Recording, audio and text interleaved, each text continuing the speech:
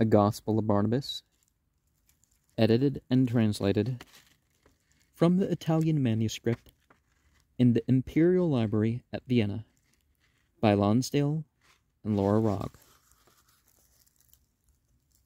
37. The disciples wept at the words of Jesus and besought him, saying, Lord, teach us to make prayer. Jesus answered, Consider what ye would do if the Roman governor seized you to put you to death. And that same do ye when ye go to make prayer. And let your words be these. O Lord our God, hallowed be thy holy name. Thy kingdom come in us. Thy will be done always. And as it is done in heaven, so be it done in earth. Give us the bread for every day, and forgive us our sins, as we forgive them that sin against us. And suffer us not to fall into temptations, but deliver us from evil. For thou art alone our God, to whom pertaineth glory and honor forever.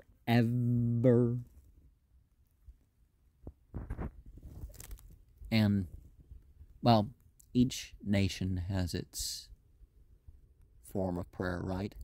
And what they usually call the Lord's Prayer is something from 4 centuries earlier. So, 38.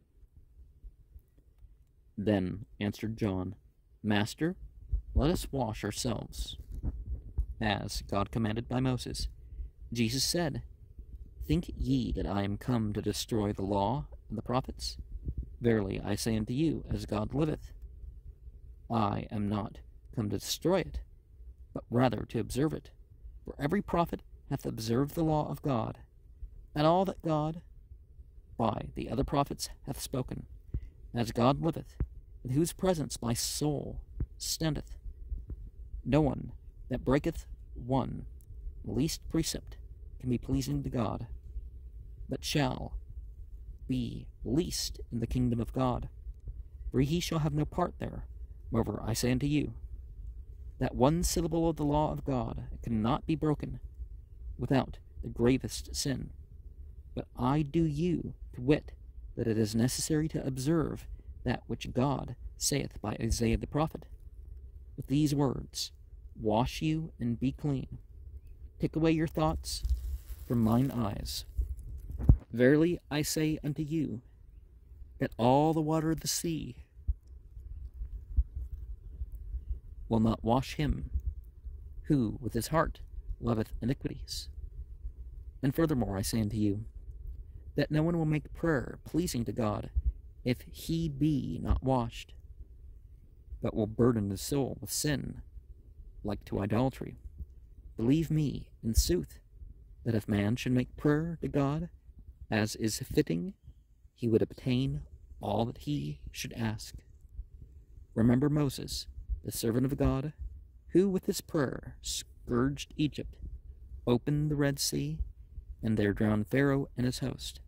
Remember Joshua, who made the sun stand still, Samuel, who smote with fear the innumerable host of the Philistines, Elijah, who made the fire to rain from heaven, Elisha raised a dead man, and so many other holy prophets, who by prayer obtained all that they asked. But those men truly did not seek their own in their matters, but sought only God and his honor. And if one prays correctly, you're always praying for what's best, not per se your desires, right? But perhaps you get better than your desires by it. 39. Then said John,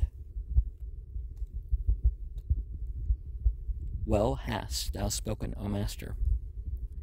But we lack to know how man sinned through pride. Jesus answered, when God had expelled Satan, and the angel Gabriel had purified that mass of earth whereon Satan spat, God created everything that liveth, both of the animals that fly, and of them that walk and swim. And he adorned the world with all that it hath. One day Satan approached unto the gates of paradise, and seeing the horses eating grass, he announced to them that if that mass of earth should receive a soul, there would be for them grievous labor, and that therefore it would be to their advantage to trample that piece of earth in such wise that it should be no more good for anything.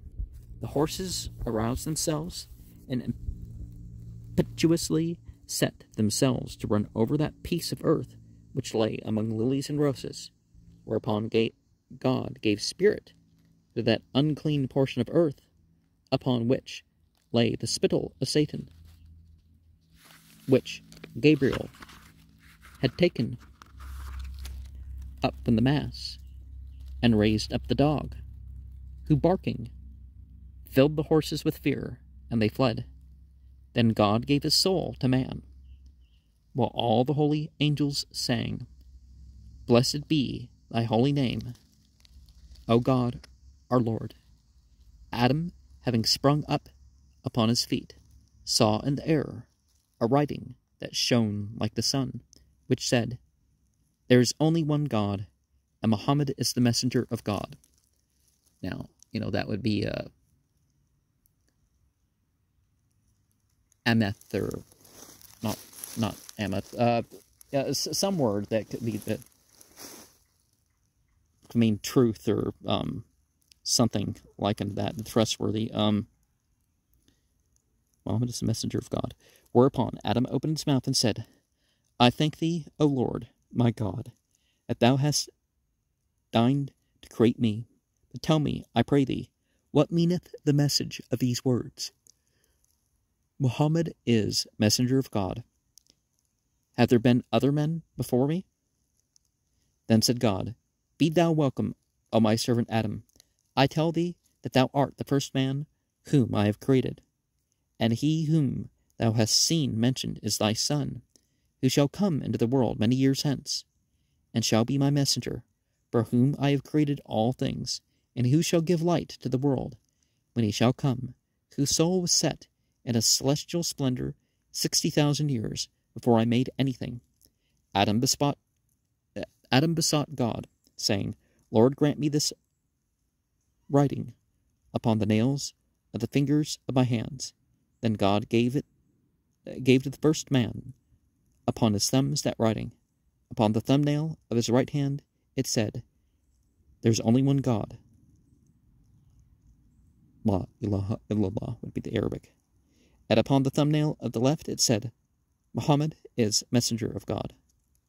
Muhammad ar-Rasulullah in Arabic. Then, with fatherly affection, the first man kissed those words and rubbed his eyes and said, Blessed be that day when thou shalt come to the world. Seeing that man alone, God said, It is not well that he should remain alone. Wherefore he made him to sleep, and took a rib from near his heart, filling the place with flesh. Of that rib he made Eve, and gave her to Adam for his wife. He set the twain of them as lords of paradise, to whom he said, Behold, I give unto you every fruit to eat, except the apples and corn. Whereof he said, Beware that in no wise ye eat of these fruits, for ye shall become unclean, insomuch that I shall not suffer you to remain here, but shall drive you forth, and ye shall suffer great miseries. And people have questioned this manuscript, whether it's authentic because of the Shahada, but there would have been some variation of the Shahada, right? And that does predate Muhammad. But there, I mentioned, what's that passage in John, in the Bible in John, that one Greek word that can be translated into Ahmed, so the, basically he shall be Ahmed is a way to translate that passage. 40. When Satan had knowledge of this, he became mad with indignation, and so he drew near to the gate of paradise, whereat stood on guard a horrid serpent, which had legs like a camel, and the nails of his feet cut like a razor on every side. To him said the enemy, Suffer me to enter into paradise.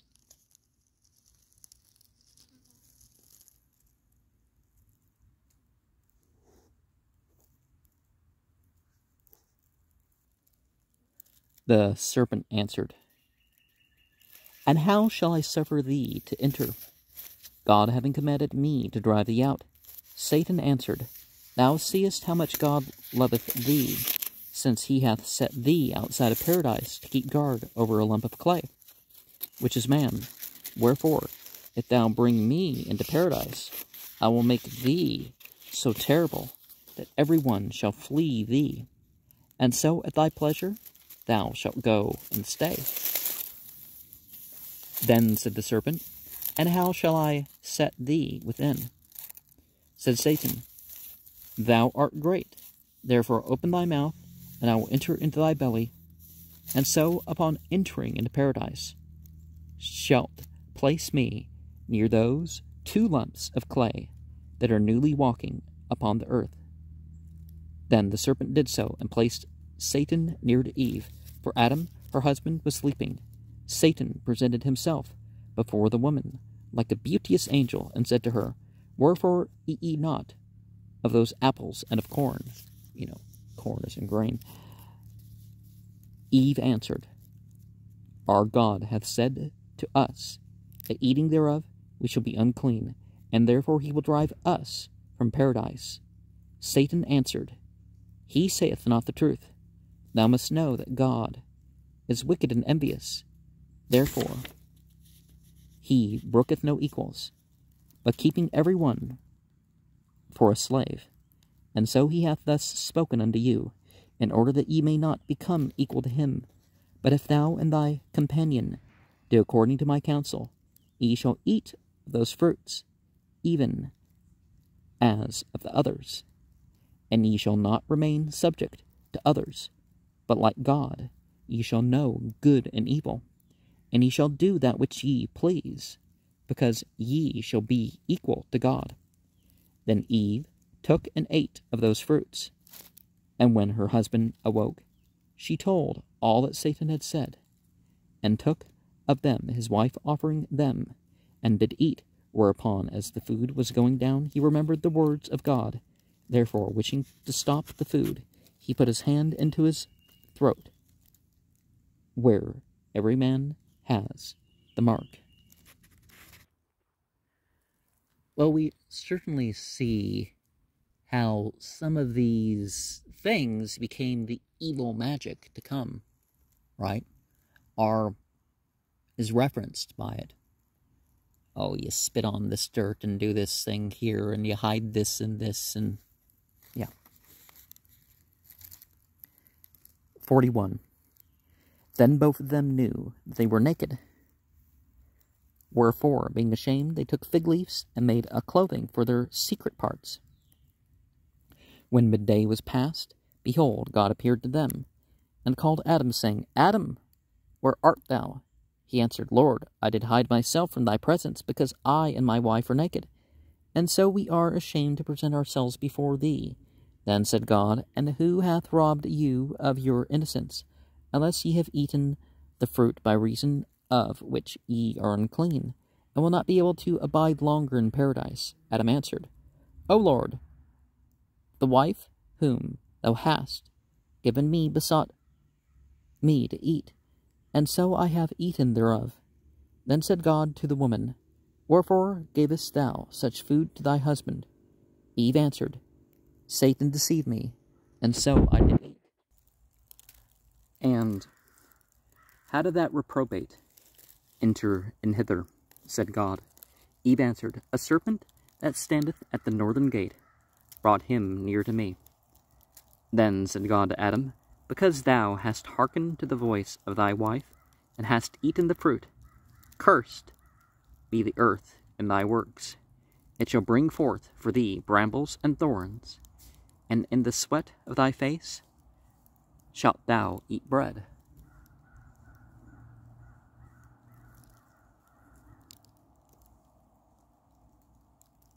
And remember that thou art earth, and to earth shalt thou return. And he spake to Eve, saying, And thou who didst hearken to Satan, and gavest the food to thy husband, shall abide under the dominion of man. He shall keep thee as a slave, and thou shalt bear children with travail. And having called the serpent,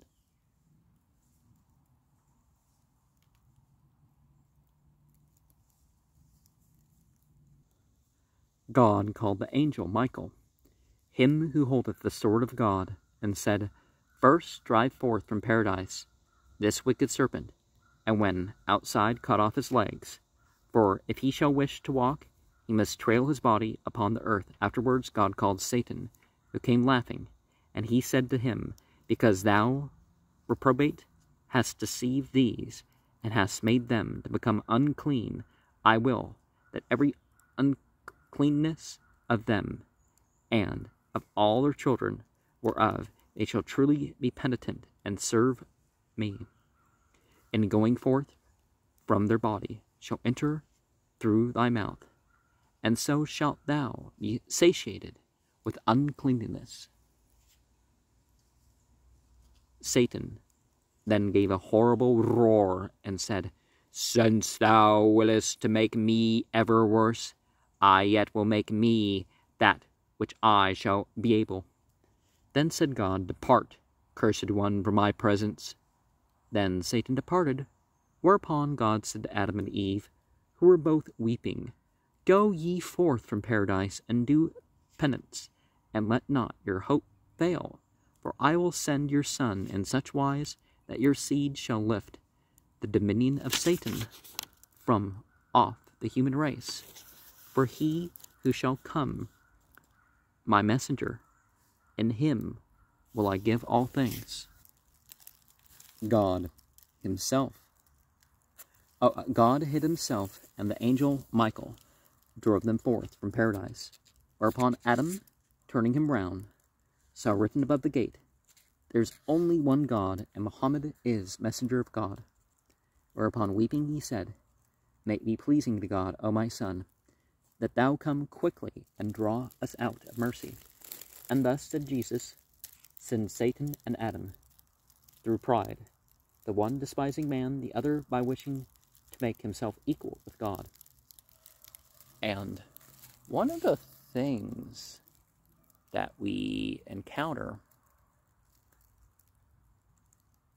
as one of the accounts is that Muhammad was visiting a Jewish family, and the son was sick, I guess. I think it was the son was sick. And Muhammad said to, say the Shahada. But he said, the first part of the Shahada. And there was no problem, of course, because a Jew would believe La ilaha illallah Muhammad Rasulullah. Just because it's in a different language than Hebrew or Aramaic or Aramea, as it's properly called. Or whatever other language that this sort of creed has been stated since, as long as we can figure out.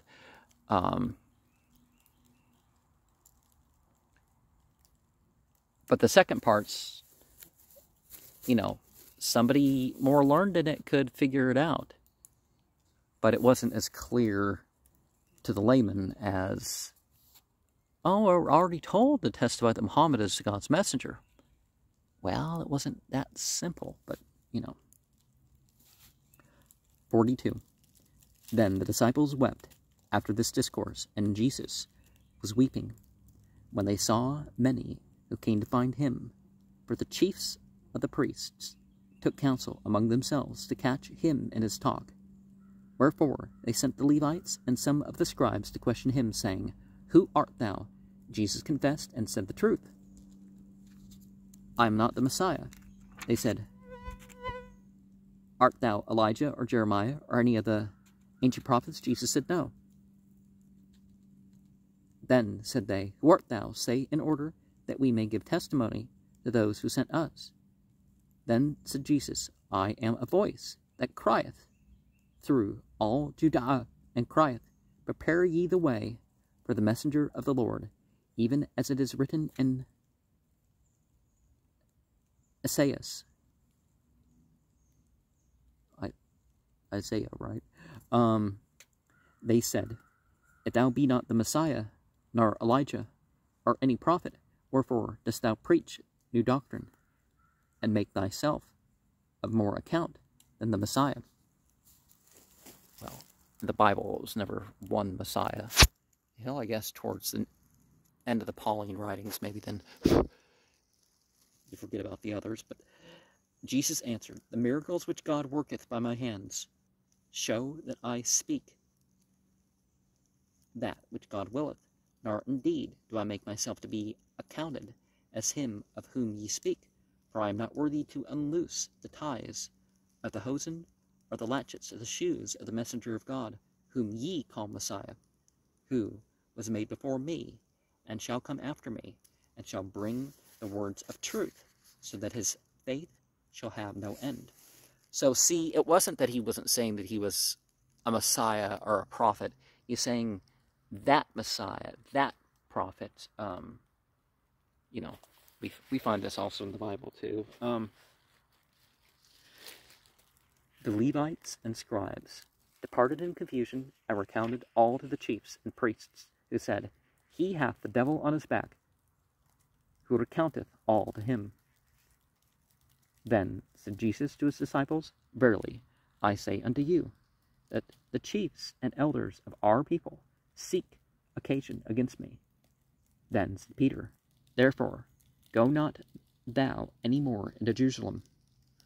Therefore said Jesus unto him, Thou art foolish, and knowest not what thou sayest.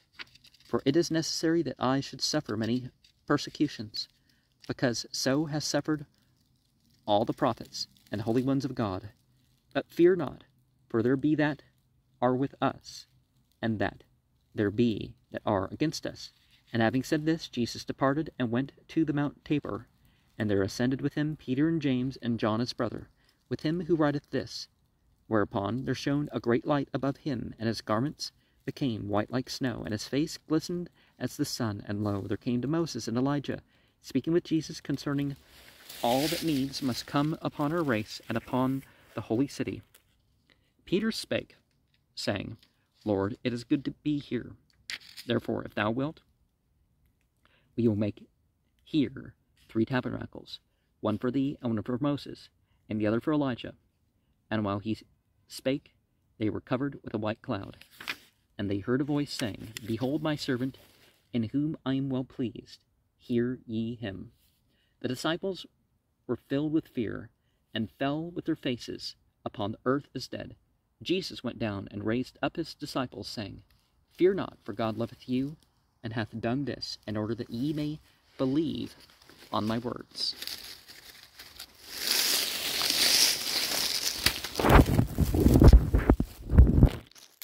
And it's really easy to see how these stories would be exaggerated over time into, oh, well, that must be he was God, right? And particularly when you put it through a Greek lens and try to separate it from Jewish origins.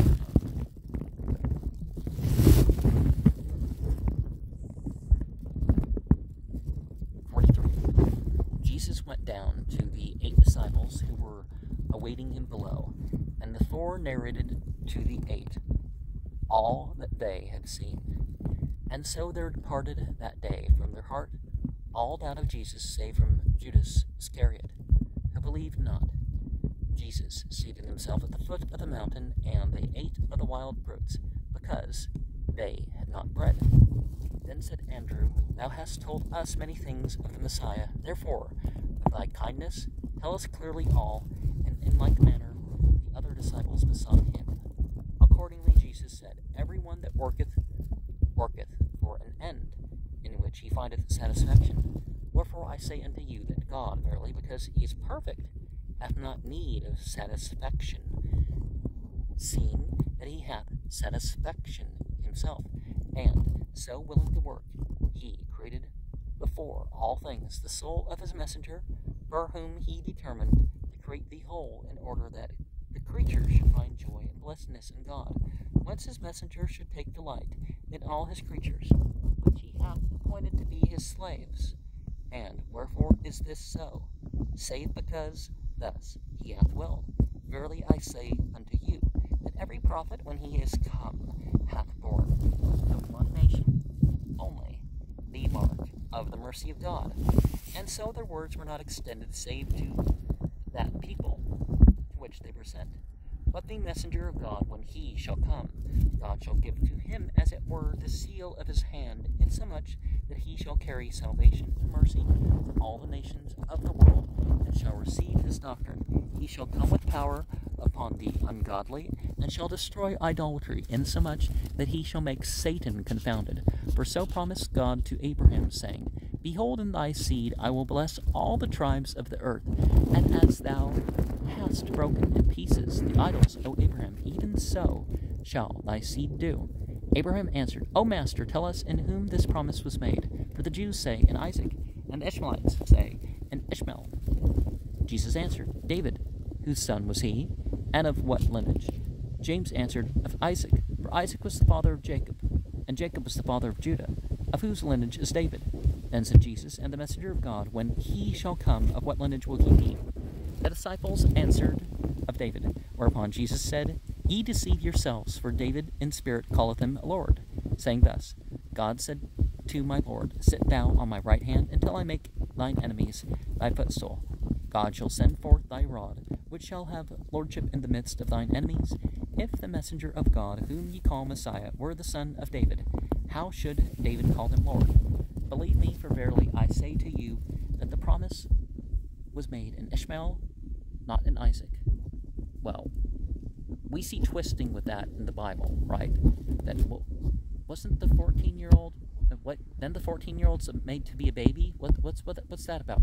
And what's all that talk about? The firstborn shall have twice the share of the other. Well, that's maybe not fair, but that's what it says. I'm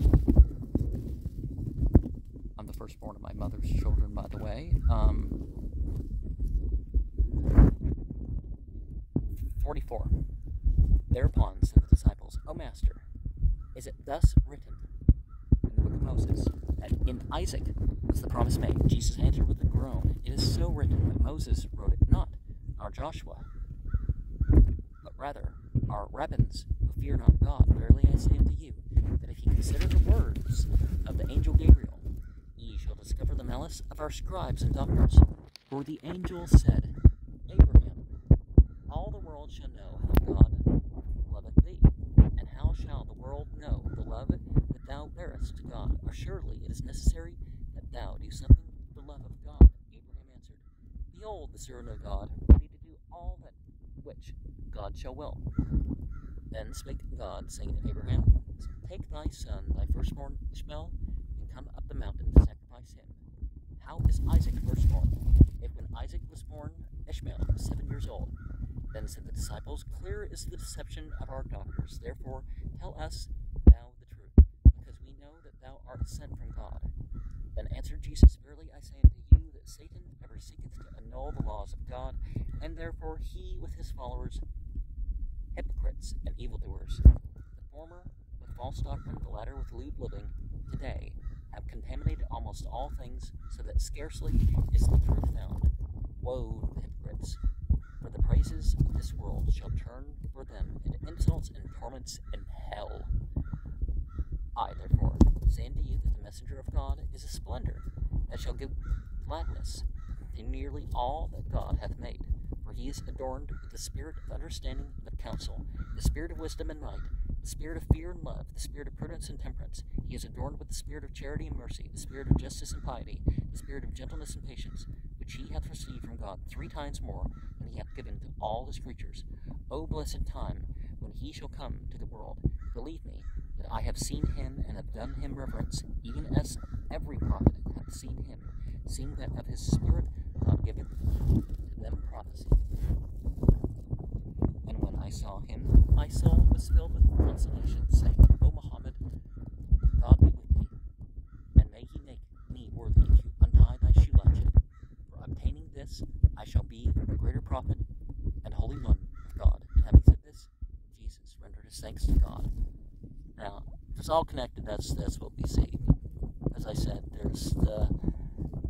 it's in a different language, so there's a term that sounds like it, and it's probably not much better or something either.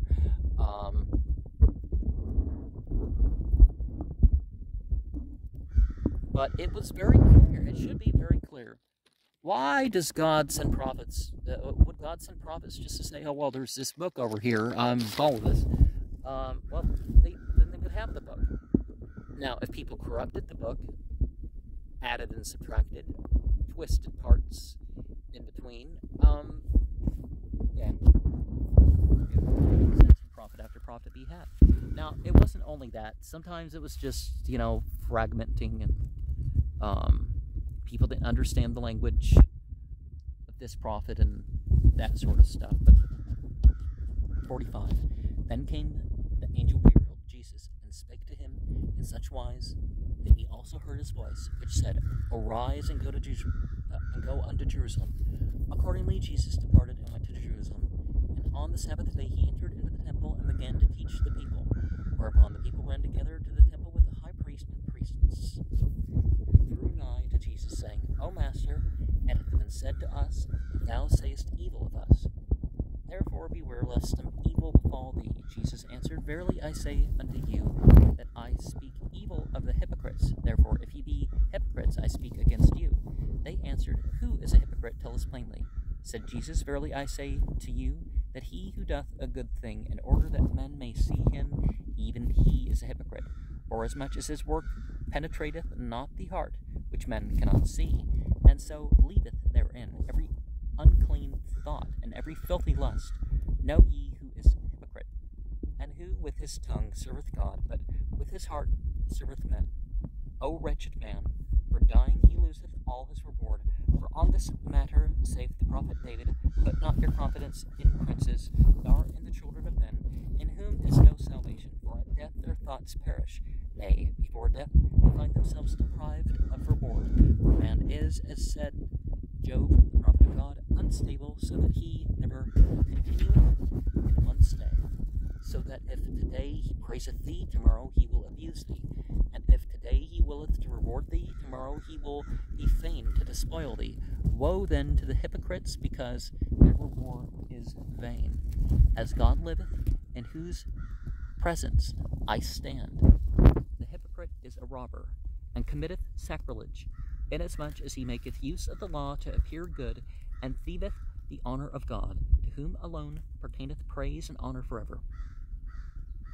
Furthermore I say unto you, the hypocrite hath not faith, forasmuch as if he believed that God seeth all, and with terrible judgment would punish wickedness, he would purify his heart, which, because he hath not faith, he keepeth full of iniquity. Verily I say unto you, that the hypocrite is as a sepulchre, that without is white, but within is full of corruption and worms. So then, if ye, O priests, do the service of God, because God hath created you and asketh it of you, I speak not against you, for ye are servants of God. But if ye do all for gain, and so buy and sell in the temple as in a marketplace, not regarding that the temple of God is a house of prayer and not a merchandise, which ye convert into a cave of robbers. If you do all to please men, and have not put God out of your mind, then cry I against you, that ye are sons of the devil, and not sons of Abraham, who left his father's house for love of God, and was willing to slay his own son. Woe unto you, priests and doctors, if ye be such, for God will take away from you the priesthood. And, well, the Bible talks about that warning too, that away from the Israelites will be taken the priesthood. and the Ishmaelites will then have it. But we constantly need to purify, inside and out, the consciousness that our deeds are doing the best we can with our worldly forms,